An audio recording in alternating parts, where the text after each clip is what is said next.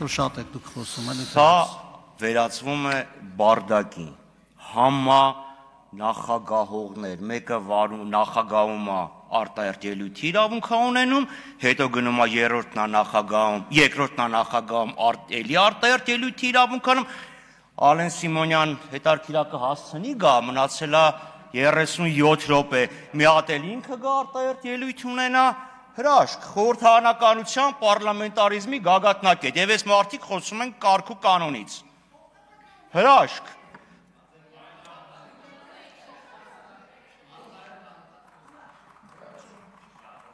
Ես սպասում եմ, երբ կմիջամտեք, երբ լռության կկանչեք։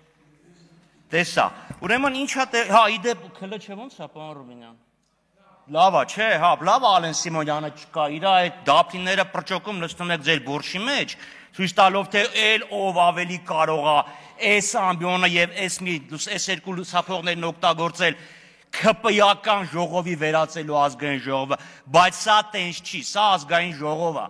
Եվ նախագահողները կոչված են նախագահելու եւ կարգը պահպանելու, այլ ոչ թե իրաց կուսակցության նարատիվներն առաջ տանելու եւ ցինիզմով մրցելու ստեղ։ Ասում եմ, տեսեք, դուք ստեղ ելույթի իրավունք ունեք։ Հա հետո կարող է վաղնել ասեք, գիտեք, թույլ ենք տալի նստել եւ ընդհանրապես իրավունք ունեք ապրելու։ Սա բացայտ սպառնալիք է։ Ասում են, այ այն ժամանակ մեր լավ, ինչևէ։ Զելի այնակիցներ, ասում են ճգնաժամ չկա, մի հատ էլ գնացեք Բագրատաշեն եւ մյուս անսահմանային անցման կետեր տեսեք, կա ճգնաժամ թե չկա։ Հələ մի հատ բյուջեի նախագիծը կարդացեք, տեսեք, կա ճգնաժամ թե չէ եւ այս իշխանությունները, որոնք խոստացել էին Հայաստանը դարձնել սիլիցիումային հովիտ, սիլիկոնյանը մի քիչ այլ ձև է հնչում,